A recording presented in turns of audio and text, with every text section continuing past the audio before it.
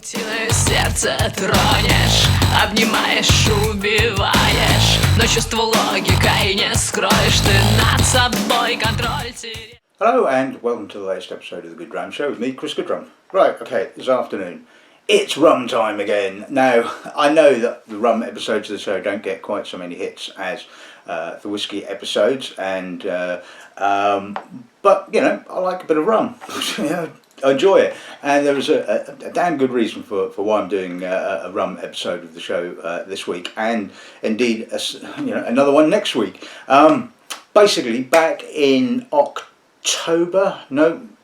a Hunter Lang sent me a load of samples of the Kill Devil rum single cask bottlings that they do, which are bottled by Edition Spirits. Now, as you know, Edition Spirits is now part of Hunter Lang after the split, but originally it was purely export markets only, but obviously since the split their stuff is now available in the UK, which is really good. And so I've bought some,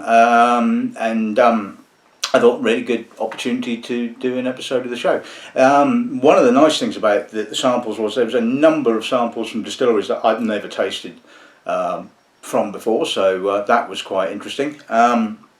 And we've got more of a batch in the next episode of the show, whereas this episode of the show purely focuses on Guyana and Trinidad. So we've got 4 rums from Guyana and 2 from Trinidad, so hopefully that should be quite interesting. And one of the things that really intrigues me about rum to a certain extent is how, unlike in Scotland, where the name of the rum is key to the distillery, in rum production terms in the Caribbean and what have you, it's key to the actual still, and a number of these stills are still in production, still in use, but no longer in their original buildings. And one of the reasons I chose to do the 4 Guyana together is because 3 of them come from the Diamond Distillery. Now, the Diamond Distillery is probably better known for its own bottling, and that being El Dorado.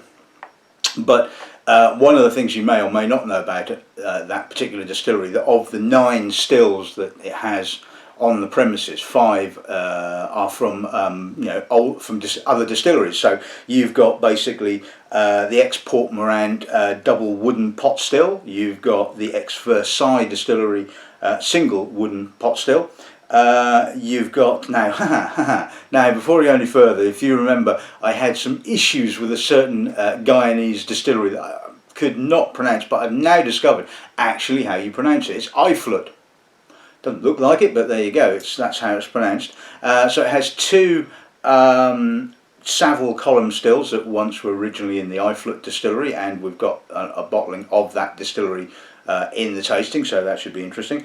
And it also contains the only, as far as I know, the world's only wooden Kofi still, built to the original specifications of an AS Kofi, and I believe was renovated about 10 years ago when they practically rebuilt the thing. So so the thing about that technically they, as far as I'm aware, they use all of the stills, but they could bottle them as, you know, an Enmore. They could bottle them as a Port-Morand or an I-Flot or what have you, and that would be quite legal because it was distilled on that still, not necessarily from the distillery. So, but as far as I'm aware, this gives the Diamond Distillery a huge range of different styles of spirit that it can play around with. And as we've got 3 interesting examples from that distillery, hopefully that will show in this tasting. So anyway, that's enough of that. Let's introduce this afternoon's little lineup. И откровениями не надо, все забывается однажды, мы на краю тихо.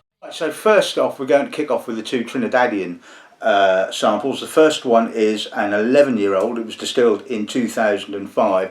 Distillery unspecified, but if I was to have a guess, I think it was probably the Trinidad Distillers Limited. So that it won't, as far as I'm aware, it certainly won't be from Caroni, because Caroni was obviously closed before this was actually distilled. Which brings us on nicely to the second sample, which is a 13-year-old bottled at cask strength. That's 63.1%. This was distilled in, I think, 2002, and could theoretically have come from the last working days of the Caroni distillery, but again, Edition Spirits don't actually state what the distillery is that it came from. So, but anyway, that's not really a particular issue at the end of the day.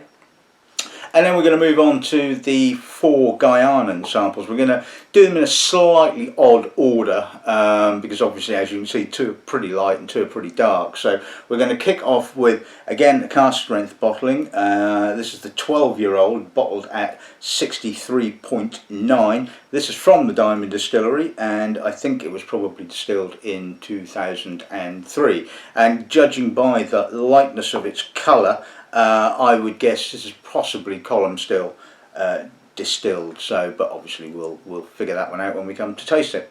The second bottling we'll be looking at is from the eponymously named I-Flot distillery, although, like I said, not spelt that way.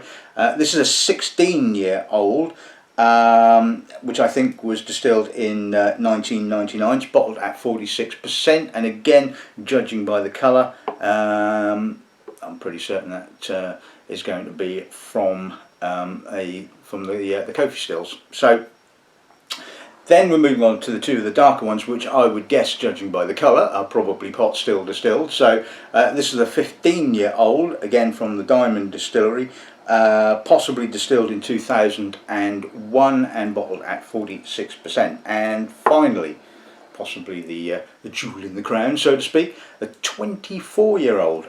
This was again distilled at the Diamond Distillery, bottled at 46%, and distilled in February of 1992. So hopefully this will be a really interesting tasting. So let's make a start with the first of the Trinidadian ones then, shall we?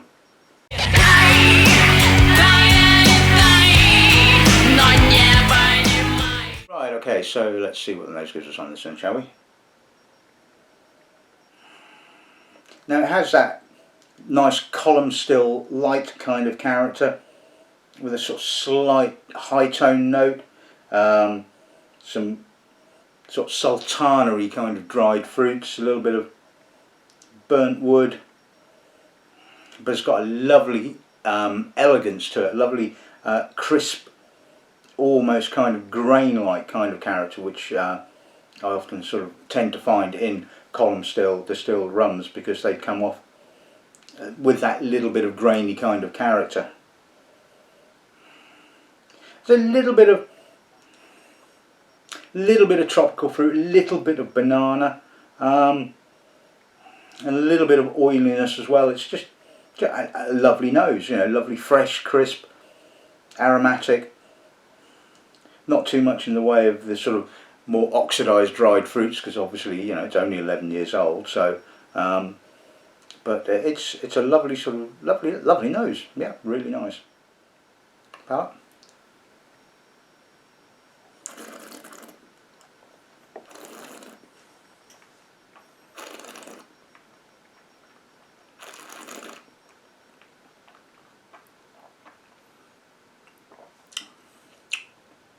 Quite a sort of juicy finish, real mouth-wateringly juicy finish, with a little bit of brown sugar and a little bit of mentholated herbal note.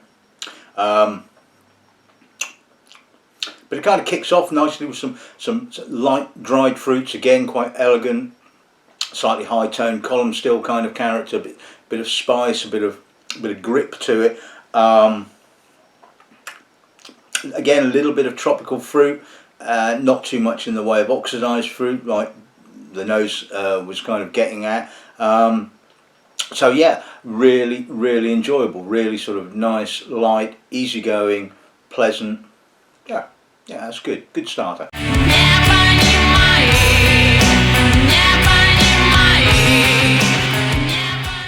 Right, okay, so let's move on to the 13-year-old. Let's see what the nose gives us on this then, shall we? Again, it has that sort of mixture of kind of pot and column still character. It's got that sort of heavy molassy kind of character, but there's a lightness there at the same time. Hints of dried fruit, sort of more darker dried fruit, sort of walnut, prune, a little bit of toffee, but it's got some lovely edginess to it as well. A little bit of agricole kind of coming through, a little bit of mentholated herbal notes. Lovely depth, really, really deep, really impressive. Palate.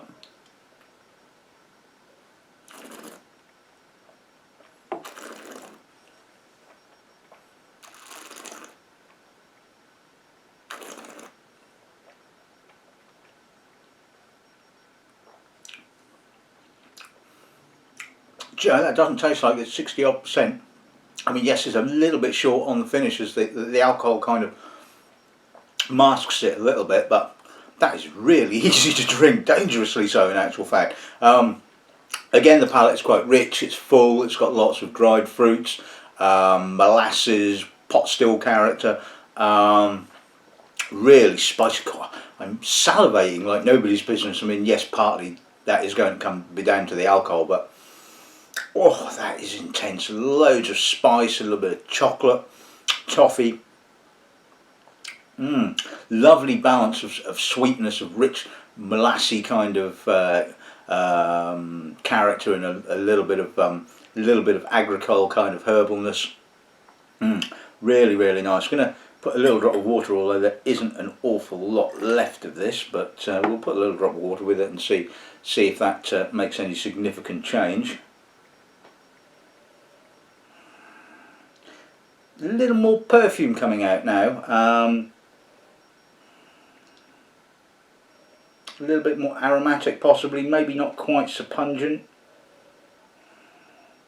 Still, yeah, it's a lovely nose. Palate.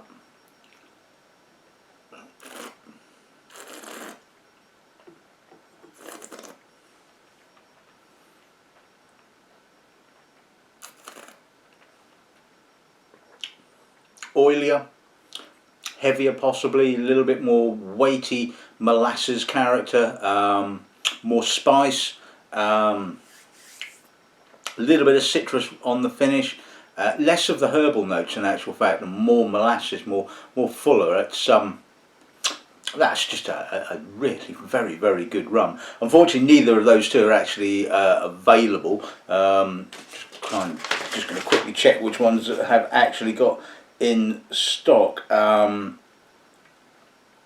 yes, the one that is the 24-year-old. I just sort of couldn't resist that one, but we'll get there in due course, and I'll explain why.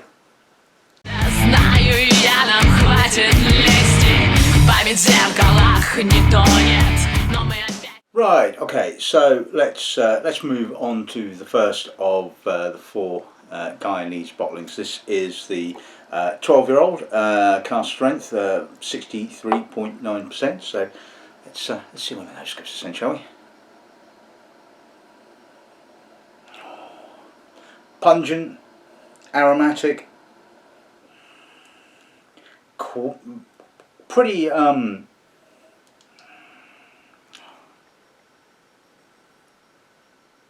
Right, okay, so let's move on to the first of the four Guyanese rums then. This is the 12-year-old, bottled at 63.9%. Let's see what the nose gives us then. Young, pungent, pretty tropical, lots of apricot and pineapple, quite high tone, so again I would guess all column still rum. It's got a lovely edge to it, sort of. I mean, that's obviously going to be amplified by the alcohol. but it has that sort of lovely, young, oily, intense rum character. Yes, you could argue that it's got a little bit of, not off notes and not fainty notes, but it has that obvious youthful intensity. There's a little bit of almost kind of biscuity cereal, possibly some wood spice. But that's a really nice young rum, really good. Lots and lots of character.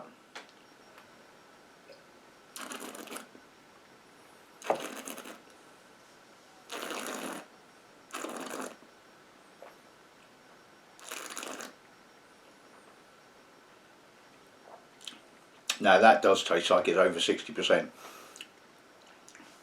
Not getting a huge amount on the palate. I mean, it's got some, the alcohol is really masking this, but it has similar characteristics to the nose. It's light, it's high toned, it's oily. There's a little bit of tropical fruit, pineapple, apricot and that kind of thing.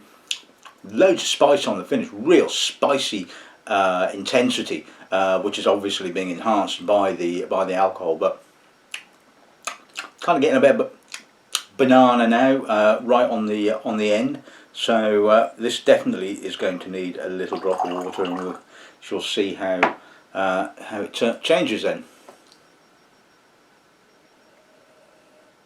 Like a lot of spirits, it's emphasised the oiliness of the spirit, the sort of youthfulness. But it's also brought out a little bit of granulated sugar as well. It's kind of softened it all down. Yes, there's still some lovely fruit there, and it's still got that sort of edginess, which is really, really appealing. A little bit of orange coming out now, bit of honey. Really aromatic, lovely, lovely nose. Palate.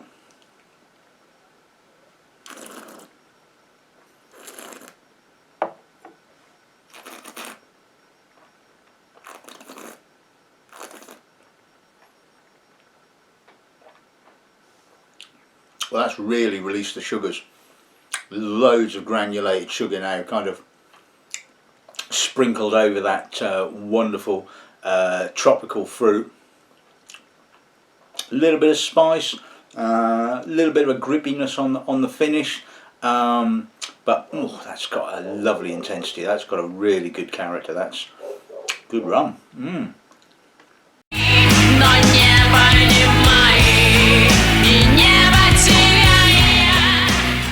Right, okay, so let's move on to the 16-year-old from the I-Flot distillery. Let's see what the nose gives us on this then, shall we? Very similar character to the previous bottling, so one would guess the same stills, just different buildings. This is really fruity. I mean, this is like huge amounts of tropical fruit. Guava, melon, pineapple, bit of banana, a little bit of coffee. It's obviously showing a bit more maturity than the previous one. There's a little bit of wood spice, a little bit of soft vanilla, which is obviously coming from the cask. But this is a big old fruity number. It's just the sort of rum that I like. I mean, I like all kind of rums. I mean, I like the sort of the oily, youngish rums. I love the sort of the big fruity, tropical style of rum, and I love the sort of like the older, heavier. I just like rum, all right, you know. But this is a lovely nose. It's really appealing. It's just got so much character and sweetness, and lovely, absolutely fantastic. Great. This is a damn good cask. Palate.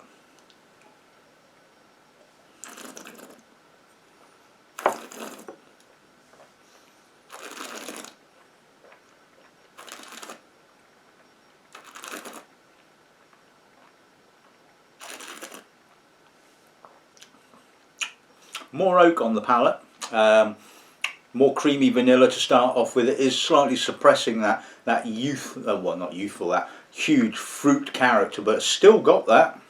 You know, still plenty of that tropical fruit, the banana, the pineapple, the melon. A little bit of spice, a little bit of agricole note kind of coming through on the finish. Nothing too much, but just adds that sort of slight sort of mentholated note. A little bit of wood spice as well. That is an absolutely fantastic rum. That is really good.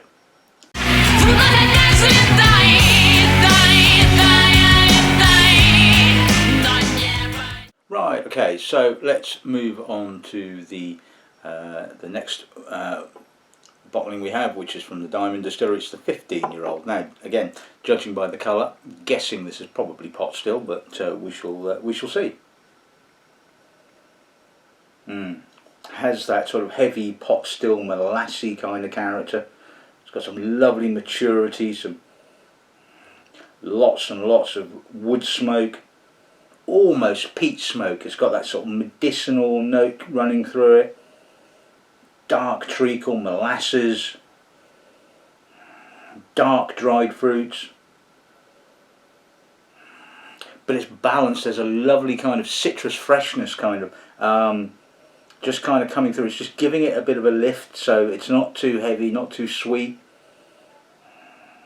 Really smoky as well. That's a fantastic nose. Palate.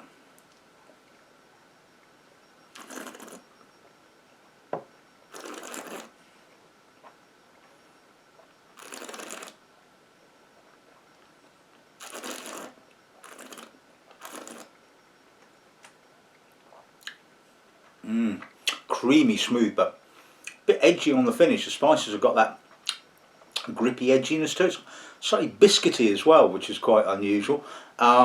Again, plenty of molasses, a little bit of burnt sugar, dark fruits, prune, walnut, a little bit of citrus, loads of spice. Yeah, that's a sensational rum. That really is good. That's just got so much going on. Yeah, that's impressive. Убивают нас нерастраченная нежность и слепая. And finally, the 24-year-old. Now, I did make an error slightly earlier on in the programme when I said this was from the Diamond Distillery. It's not, in actual fact. It's from the Enmore Distillery, although obviously the Enmore stills are now at Diamond. You get the so this would have probably, in actual fact, been distilled on the wooden Kofi stills, which not, as I was expecting, the pot still distilled. So anyway, let's just see what the nose gives us then, shall we? That's got some lovely age to it. I mean, obviously, as you know, rum matures a lot quicker than whiskey generally because of the different sort of temperature, the higher temperatures in the Caribbean and sort of South America and that kind of areas. So this is going to sort of be, you know, somewhere along the lines of, you know, probably the maturity of a sort of a 40-year-old whiskey, I would guess. And yes, it's got that same sort of price tag. This will retail for $154.95, so it ain't cheap, but my God is it good. It's got that sort of dusty, old, violet-y tinged, incense laden nose, lots and lots of dark dried fruits, little crispness as well coming through, sort of slightly, little bit of a grainy note, a little bit of citrus, a little bit orange. Oh, it's got that sort of almost kind of Armagnac-y sort of character. I mean, that sort of wonderful oxidised dark fruit kind of character that you get with Armagnac. Really deep and stunning, this nose. I mean, if you love rum and you've got deep pockets, shall we say, then this is definitely up your street. This is just damn good.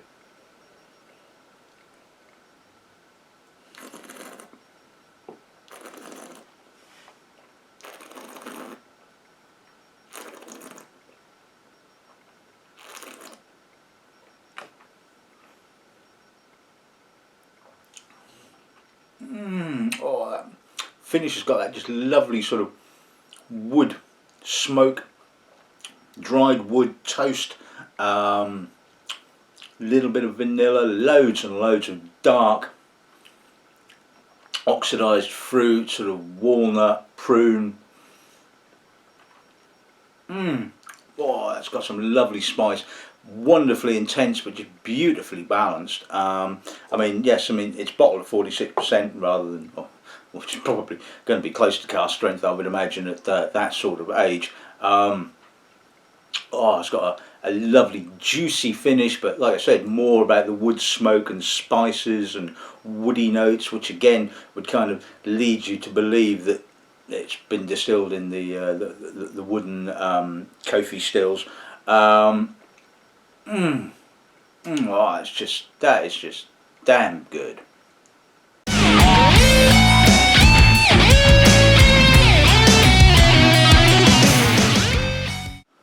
Right, okay, so let's sum this afternoon's episode of the show up then. Well, I think we can safely say that Edition Spirits have picked some bloody good casks to bottle in the Kill Devil rum range. And obviously, none of these, apart from the exceptional 24-year-olds, are going to be currently available, as far as I'm aware. Certainly, Edition Spirits have sold out of those particular bottlings. But some of the bottlings from next week will be probably in the shop at some stage this week, I believe. So anyway.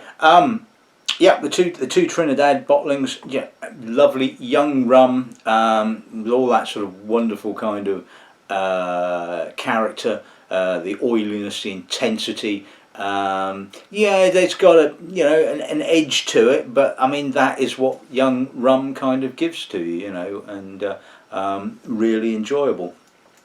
And then the 4 Guyanese ones, I think, each one of them having their own sort of idiosyncrasies. I mean, where the Diamond Distillery 12-year-old and the Enmore, not the Enmore, the I-Flot, very similar in character. So odds on that they were distilled in the same still. Wonderfully light, elegant, plenty of tropical fruit, a little bit of crisp pot still, column still character. Beautifully balanced. So yeah, really interesting.